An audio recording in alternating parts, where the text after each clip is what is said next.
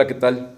Muy buenas tardes, días, no sé en qué momento lo puedan ver, pero pues antes que nada saludarlos y mi agradecimiento a Viva Anuncios por hacer este tipo de ejercicios donde, bueno, en medio de la pandemia también hay oportunidad para construir el escenario de futuro que todos queremos llegar a reencontrarnos, ¿no?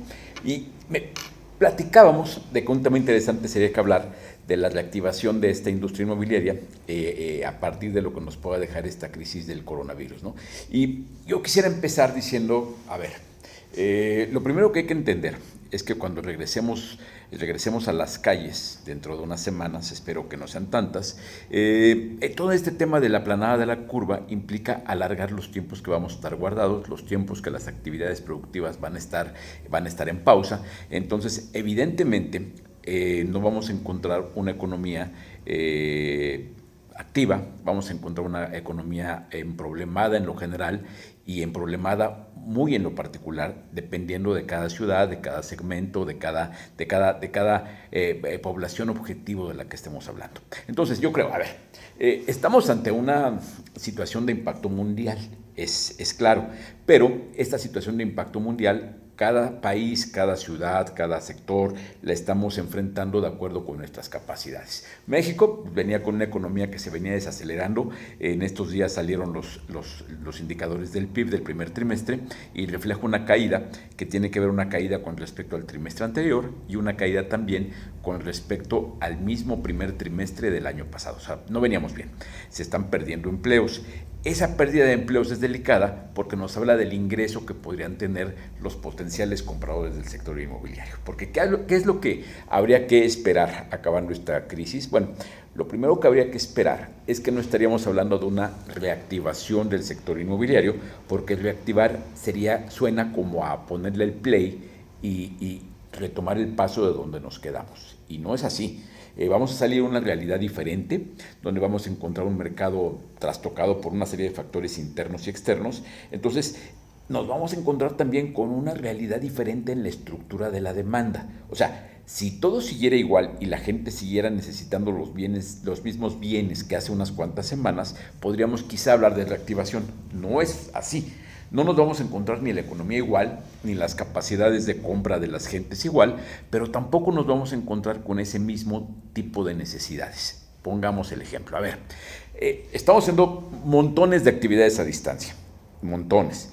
Eso significa que va a ser un paradigma interesante, por ejemplo, para los que rentan oficinas. Rentan o venden oficinas, sobre todo rentan, ¿no? ¿Qué va a pasar? Que mucha gente va a considerar mucho la necesidad de las oficinas porque estamos operando diferente y muchos están operando mucho mejor de lo que hubieran supuesto que va a pasar. Va a pasar dentro de las semanas que regresemos, quienes se encarguen del mercado de oficinas se van a encontrar con que la demanda natural bajó porque va a haber menos empresas que quieran mantener sus oficinas porque a muchos les está yendo mal y tendrán que dejarlas, porque no habrá demanda nueva porque por un periodo evidentemente va a bajar el número de creación de nuevas empresas. Las empresas que están difícilmente tomarán empleados y van a requerir espacios para oficina. Entonces, esa es una primera situación del mercado de oficinas. La otra situación es qué va a pasar con todos aquellos que tenían oficina, pero que en este momento se están dando cuenta que por lo menos durante una temporada pueden prescindir de ellas y muy posiblemente ya en el futuro podrán prescindir de ellas. Eso va a cambiar mucho. Entonces, si ya veníamos con un índice de ocupación bajo en el mercado de oficinas, seguramente eso se va a agravar y lo vamos a ver con actividades bastante diferentes en temas como el coworking, por ejemplo. ¿Qué va a pasar con el coworking? Bueno, a lo mejor gente que tiene una oficina fija preferirá utilizar esos espacios eventuales para alguna reunión que sí tenga que ser presencial. Quizá compactarán su operación dejando áreas administrativas, sí, operando en oficina y lo demás en home, a distancia o en estos espacios de oficinas compartidas que son todos los temas de los coworkings que también han funcionado en México. Obviamente, estamos hablando de que muchas de las grandes empresas no tendrían que tomar una decisión por el punto de vista económico, porque a lo mejor tienen de dónde agarrarse para que no sea por la parte económica que tengan que sacrificar espacios que ya tenían, espacios y ubicaciones. Ojo, que también hay mucho tema ahí. ¿Qué pasa, por ejemplo, con toda la banca comercial, que llevamos mucho tiempo oyendo de que se van a acabar las sucursales y sin embargo vemos que siguen abriendo sucursales y que incluso están presentando nuevos modelos? Estamos viendo sucursales de banco ya que tienen otro tipo de amenidades, incluso en México poco, pero en Estados Unidos es un hecho de que ya tienen amenidades, tienen cafés, tienen espacios que son medio cafecito internet para que la gente pueda estar en esas instalaciones, eventualmente hacer operaciones bancarias y apoyarse con instrumentos digitales para poder hacer sus operaciones, porque básicamente no quieren ni perder el contacto con sus clientes, ni perder en algunos casos extraordinarias ubicaciones que tienen. La banca tiene magníficas ubicaciones y no es fácil que las quiera perder. Entonces, estamos hablando ante una realidad que nos va a golpear muy duro porque las economías del mundo se están desacelerando. En el caso de México, llevamos varios trimestres de caída en la economía, no se va a recuperar, y datos preocupantes. Datos preocupantes es que en Estados Unidos en solo un mes se perdieron los empleos generados en toda una década. O sea, se perdieron más o menos 20 millones de empleos y tienen un número de solicitudes de apoyos económicos para el desempleo también, que debe estar rondando ya los 10 millones de créditos, y eso implica que mucha gente verá mermada su capacidad de compra y comprará menos productos, algunos de ellos que son mexicanos. Eso le va a pegar a la economía mexicana. ¿Qué otra cosa va a pasar con lo que está pasando con nuestros socios comerciales? Sobre todo con Estados Unidos. Digo, en el mundo va a bajar el consumo y van a comprar menos productos mexicanos, pero esto es particularmente grave con el caso de Estados Unidos.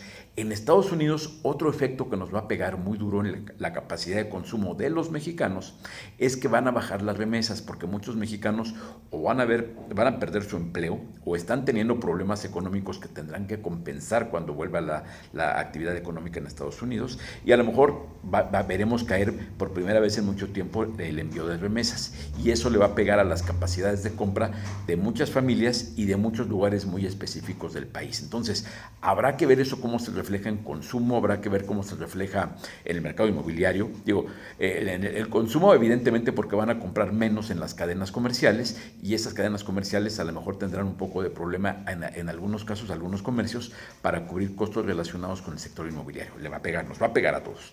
¿Qué va a pasar? Que también puede ver afectada la capacidad de compra de vivienda, que en muchos casos lo hacían en México, apoyados con lo que les mandaban las familias de Estados Unidos. Eso también ayuda. Entonces, eso nos está pegando. En el caso de México, así como en Estados Unidos en un mes se perdieron los empleos generados en una década, en el caso de México vimos que en 3 semanas se perdieron todos los empleos generados el año pasado, que no fueron tantos.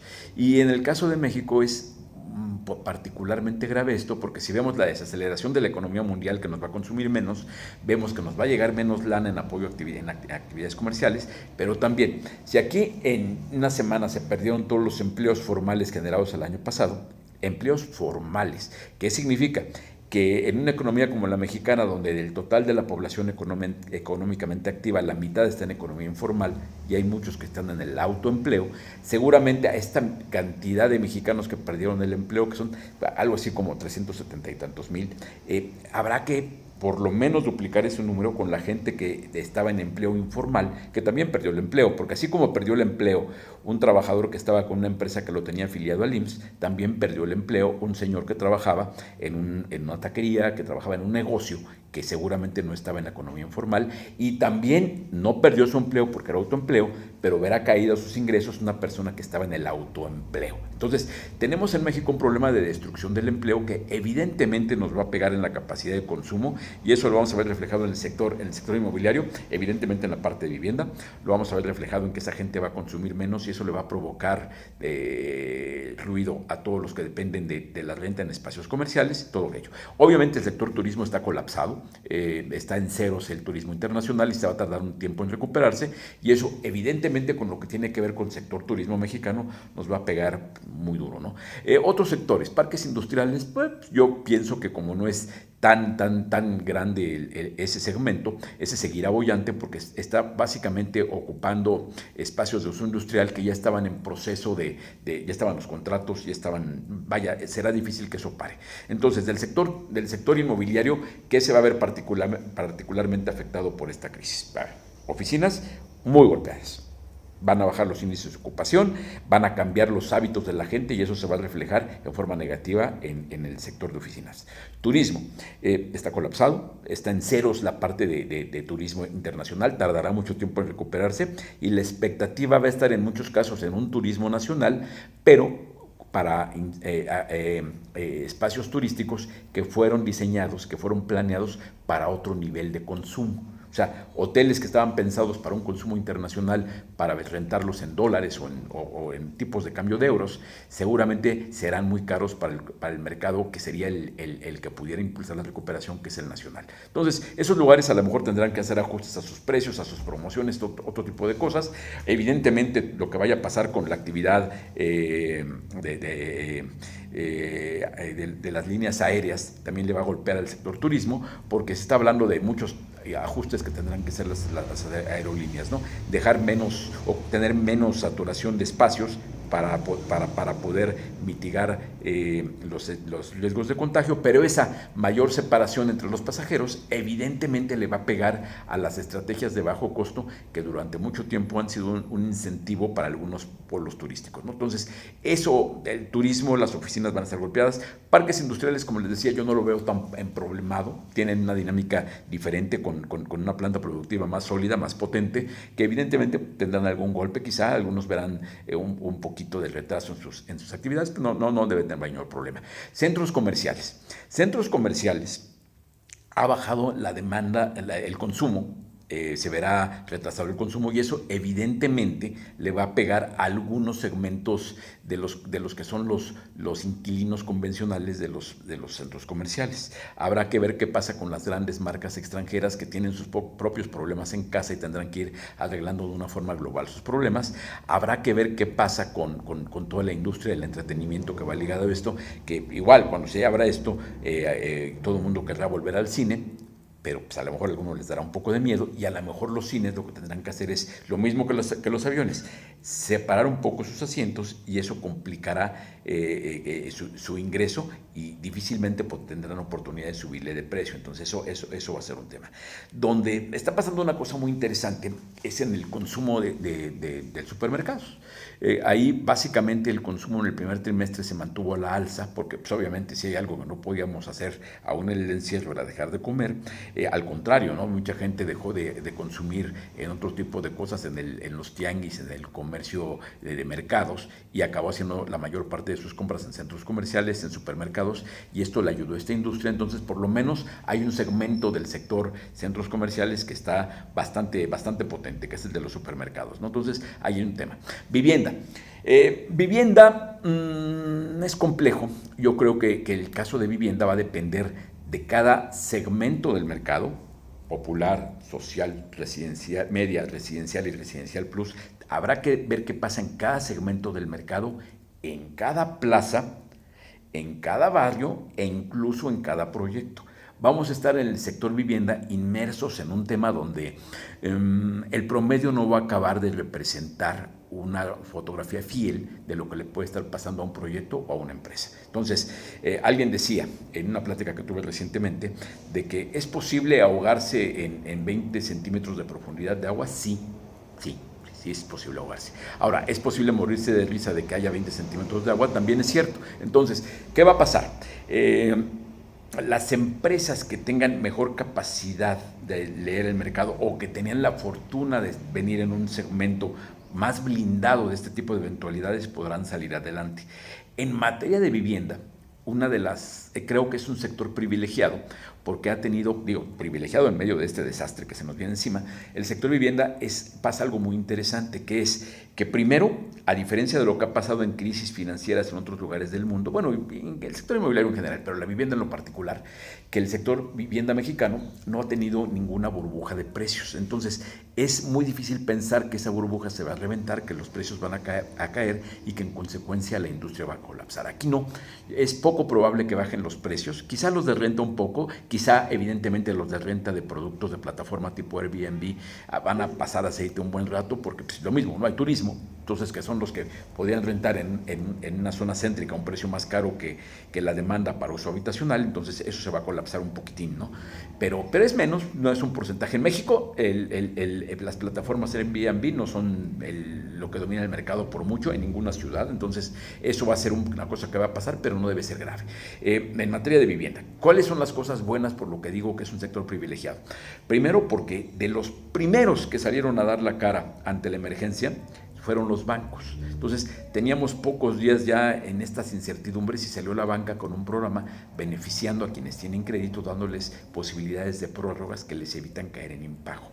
Eso va a proteger mucho a los clientes y las carteras de los bancos, y esa protección a las carteras de los bancos permitirá que los créditos puedan seguir sin mayores sobresaltos en su tema de tasas bajas, que volvemos, los créditos hipotecarios es posible que tengamos los más baratos de la historia moderna del país. Entonces, esa salida oportuna que tuvieron los bancos fue sensacional, porque en términos de desarrollo económico, tanto o más importante que el tamaño de los programas es la oportunidad con que se presenten.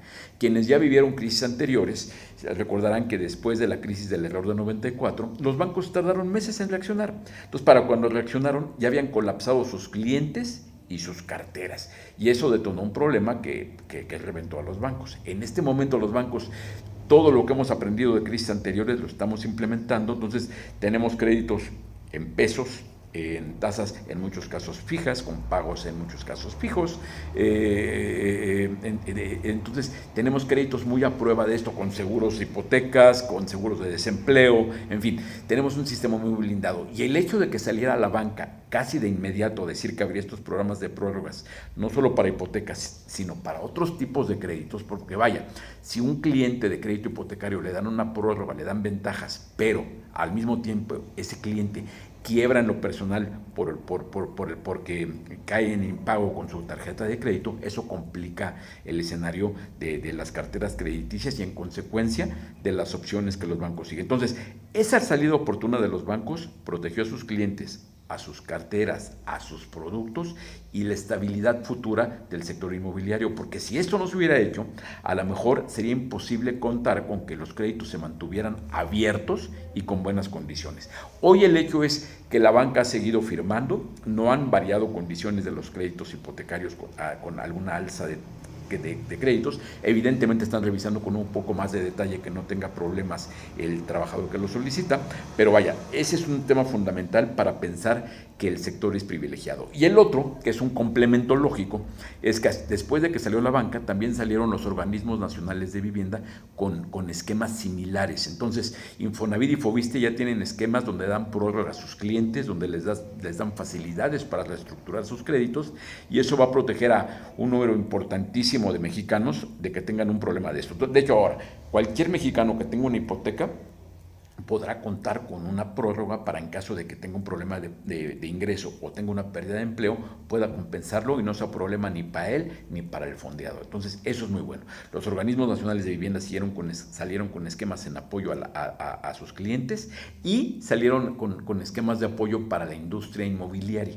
O sea, ya estamos hablando de que la industria inmobiliaria, como ustedes saben, en la parte financiera tiene varias vertientes. Las principales son crédito para el comprador, y la otra que es igual de importante es crédito para el constructor, porque si no hubiera crédito para el constructor, no hubiera casas y de nada servirían los créditos individuales de Infonavit, de Foviste y de la banca. Entonces, habiendo una cartera inmensa de créditos a la construcción, muchos de ellos financiados y fondeados por los bancos, pero muchos otros fondeados por la Sociedad Hipotecaria Federal, que es el Banco de Desarrollo Mexicano que atiende al sector inmobiliario, pues bueno, Sociedad Hipotecaria Federal salió en complemento de los bancos para dar este sistema de facilidad para reestructura, para prórrogas y para actividades que tengan que ver con evitar que quienes tienen, los desarrolladores de vivienda que tengan créditos de los llamados puente para financiar su producción, tengan un conflicto de impago y en consecuencia eso detone un problema. Vaya, sería terrible que se desmoronaran los clientes individuales y eso llevaría al colapso a la banca y a los organismos de vivienda. Y sería igual de grave que se colapsaran las carteras generadas para créditos a la producción, porque eso le causaría un problema a la banca que igual se nos acabaría reflejando a todos. Entonces, esas son las dos grandes variables que han permitido que se pueda pensar que el sector inmobiliario tiene futuro. Adicionalmente, no solo eso, sino ya platicando en estos días con banqueros. Los banqueros están pensando incluso en nuevos esquemas, están planteando de trabajos con nuevos modelos de crédito junto con los organismos nacionales de vivienda, Infonavit y Fobiste, están pensando modelos para no afiliados, porque eso va a permitir que no solamente no se cierran las llaves de crédito, sino que se abren nuevos canales de crédito para diferentes segmentos de población, y eso abre un catálogo importante para que el sector inmobiliario en su vertiente de vivienda sea un motor de la reactivación. Hay que considerar que todo como economía, el sector inmobiliario, para entender una reactivación, es fundamental que haya una reactivación económica, porque el sector inmobiliario no se manda solo. De nada sirve, por ejemplo, al principio de la crisis había empresas muy preocupadas porque les estaban cerrando la posibilidad de seguir construyendo. Estaban preocupadísimos. Y la realidad es que, ya haciendo buenas lecturas del mercado, sí era importante preocuparse porque les pararan la obra. Todo el mundo está preocupado porque le paren la obra, pero lo verdaderamente preocupante es que cuando acabara la pandemia y les permitieran siguiera habiendo mercado, porque si no hubiera posibilidades de que hubiera compradores, pues ya para qué seguían construyendo. Entonces, sí era importante eso de mantener el dinamismo del sector. Se ha mantenido en algunos estados, en algunos otros está parado.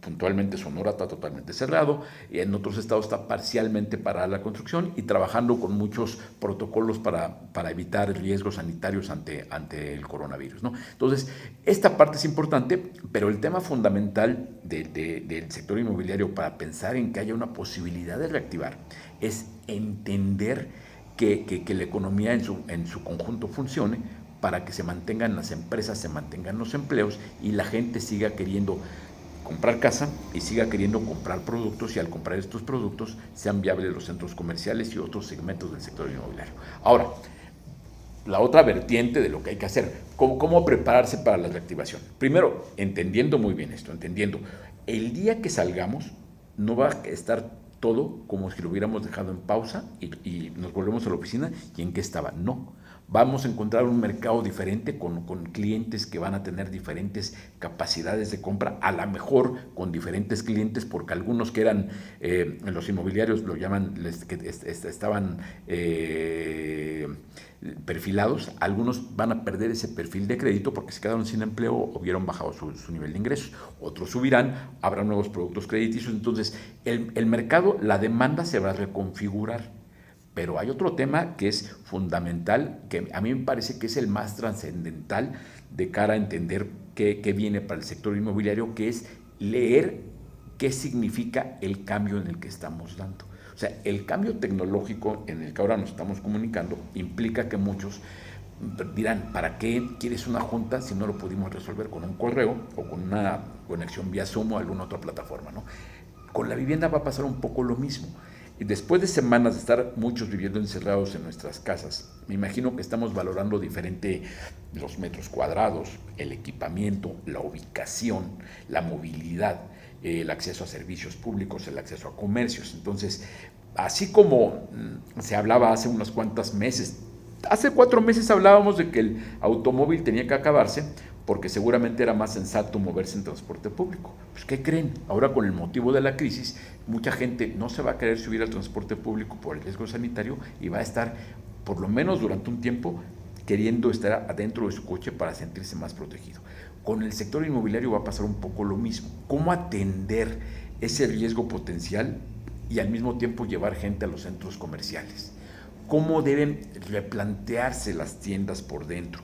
¿Cómo deben replantearse los cines? ¿Qué deben hacer en el sector turismo, entendiendo desde que les van a llegar clientes diferentes por los ajustes en las líneas aéreas, como que a lo mejor tienen que sustituir un turismo internacional más limitado por un turismo mexicano más masivo? Entonces, hay muchas vertientes que habrá que entender.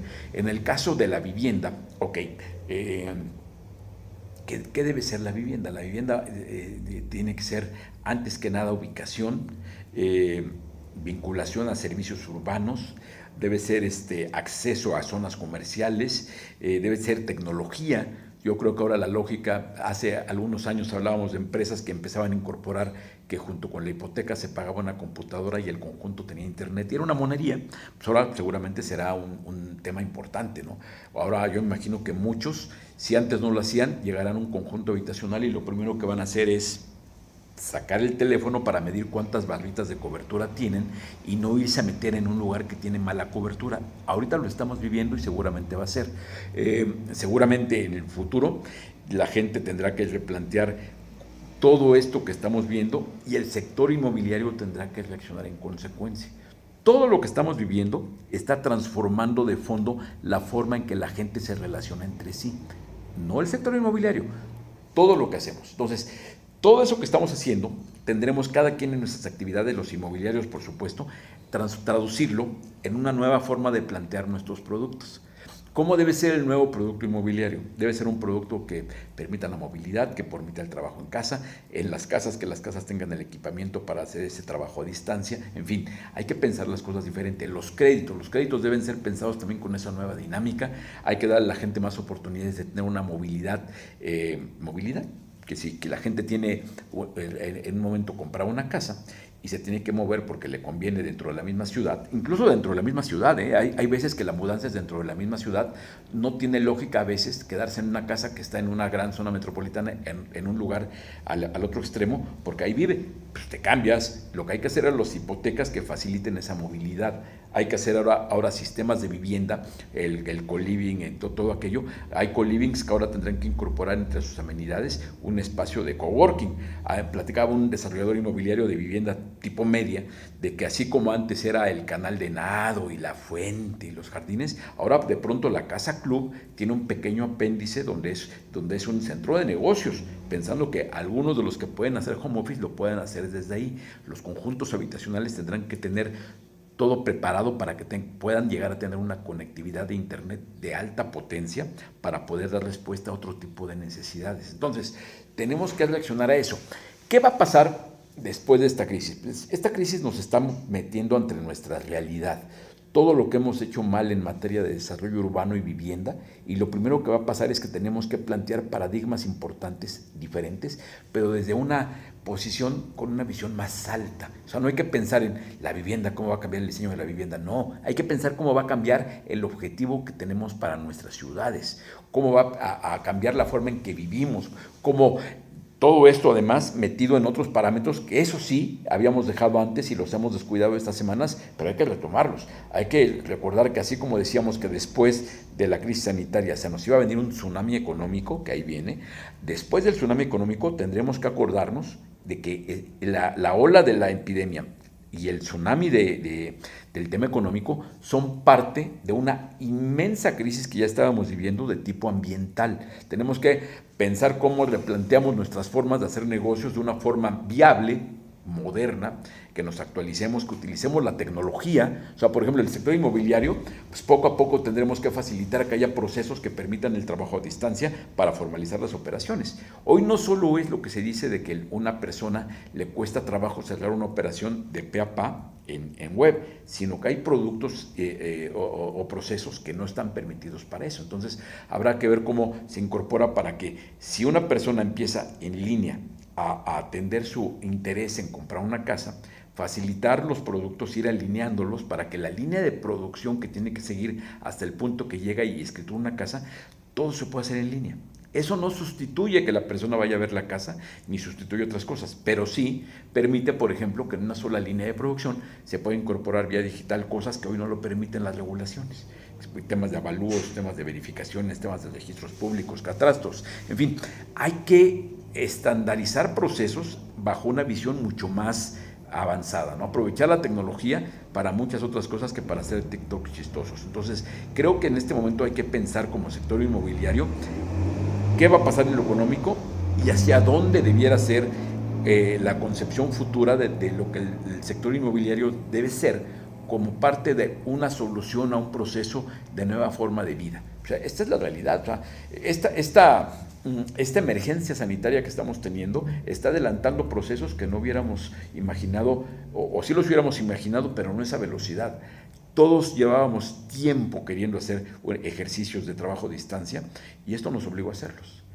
Todos quisiéramos pensar que una operación inmobiliaria la pudiéramos llevar de pe a pa en nuestro teléfono y a lo mejor estas emergencias nos obligan a hacerlo. O sea, ¿Qué va a pasar, por ejemplo, con actividades como los brokers inmobiliarios, como los brokers hipotecarios? Pues tendrán que encontrar una nueva forma de relacionarse en una realidad, porque si ahora es digital, es muy posible que les falten instrumentos para poder ser una solución al alcance de que sus clientes puedan necesitar, ¿no? Entonces, ahí me parece que estamos ante un momento histórico donde nos estamos dando cuenta de todo lo bien y todo lo mal que hemos hecho y todo lo bien, los usos indebidos que le hemos dado. O sea, en la parte digital tenemos monerías con renders, monerías con recorridos virtuales y todo aquello, pero no podemos formalizar una hipoteca en línea. Entonces, ese tipo de absurdos tenemos que aterrizarlos, ¿no? Para ver que toda la tecnología no sea solamente un gadget, sino que sea un instrumento de trabajo y que la vivienda no sea a su vez solo la solución a la necesidad de un techo o solo una inversión. Debemos construir cosas de verdadero valor. Entonces, en este momento lo primero que habría que hacer es revalorar lo que significa cada una de las actividades del sector inmobiliario, entender en qué estamos para poder hacer una hoja de ruta en base a dónde queremos llevar eso. ¿Qué debe ser la vivienda? La vivienda debe ser una fuente de riqueza social, ante todo, económica, debe ser eficiente, debe ser competitiva, debe ser equitativa. Tenemos que hacer hasta lo imposible para evitar que la desigualdad económica que tenemos sea el caldo de cultivo que puede provocar problemas muy graves. Simplemente esto es lo que estamos hablando, del acceso a la conectividad.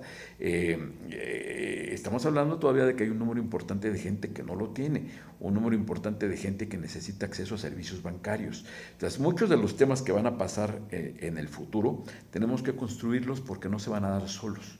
O sea, cada vez que se habla de que la educación a distancia, sí, perfecto, nada más que caemos en la clásica de que hay lugares donde no hay cobertura de internet y hay grupos sociales que no tienen fácil acceso económico o acceso al equipamiento para poder hacer uso de los servicios en línea. O sea, bancarizar a la gente, perfecto, nada más que hay que entender a lo mejor que esa bancarización ya no será con sucursales, sino será con aplicaciones. Hay que entender que la forma de que los arquitectos y los ingenieros, ahora que está tan de moda el que no se menosprecie la actividad de los grupos que hacen las viviendas, pues hay que asumirse como lo que son. Yo creo que el sector inmobiliario, se decía en estos días que si era un intermediario que lucraba y tenía un margen importante. Yo creo que eso no es cierto. Lo que habría que hacer es que los gremios se posicionen y digan, a ver, no, el sector inmobiliario es una actividad que detecta una necesidad, cumple con un papel en el desarrollo de un proyecto de país y de la nada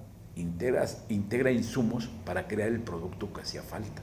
O sea, un desarrollador de vivienda no es un intermediario, es un integrador que agarra suelo, materiales, esquemas financieros, modelos de atención a la gente, regulaciones municipales, regulaciones bancarias, agarra una compleja receta, toma los elementos, debe ser capaz de mezclarlos y de entregarlos adecuadamente, ¿no? Eso tenemos que hacerlo, pero con base a una nueva receta.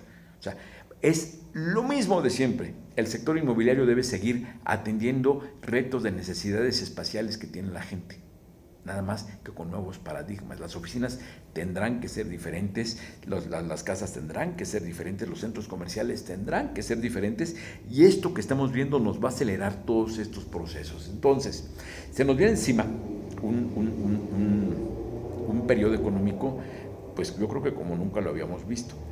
Que podamos estar mejor preparados, sí, en algunas cosas, sí, en algunos segmentos, sí, algunos grupos poblacionales, pero necesitamos tener también visión para entender el contexto general, porque creo que después de tanto hablar del tema de desigualdad, nos debe quedar claros a todos que para hablar de que estamos protegidos para una crisis es que estemos pensando que también lo estén los grupos vulnerables. O sea, si hoy hay grupos que no pierden el empleo y siguen bien, eso no quiere decir que como país estemos bien. Va a haber una cantidad importante de gente a la que tendremos que darle soluciones diferentes. El gobierno ahí viene.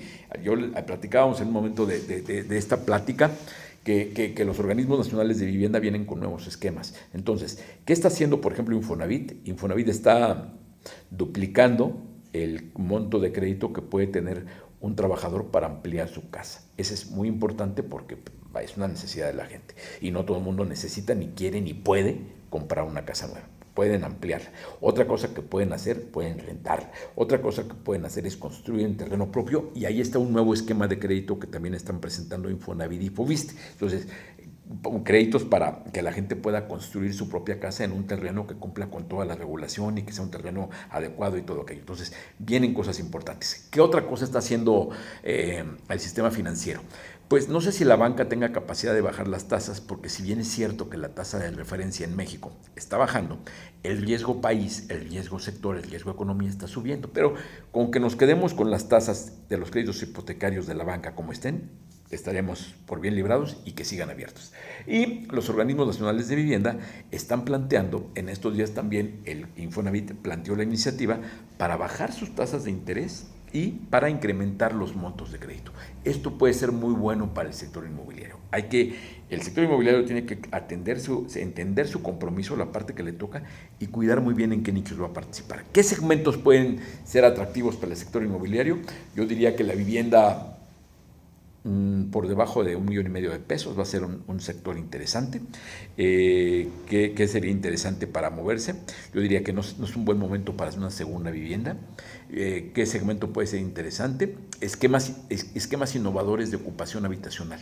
O sea, a lo mejor es buen momento para que quien no pueda comprar le interese participar en un co-living que tenga chance de un espacio de coworking. En fin, eso puede ser interesante. ¿Qué va a tener problemas? Turismo, va a tener problemas oficinas, y ahora van a tener problemas, y hay un espacio para que quien pueda innovar haga algo disruptivo en estos rubros. Van a tener oficinas los que pretendan hacerlos con modelos convencionales y quienes no entiendan la nueva realidad del mercado. El reto para los inmobiliarios es entender la nueva realidad que nos vamos a encontrar cuando salgamos de nuestras casas.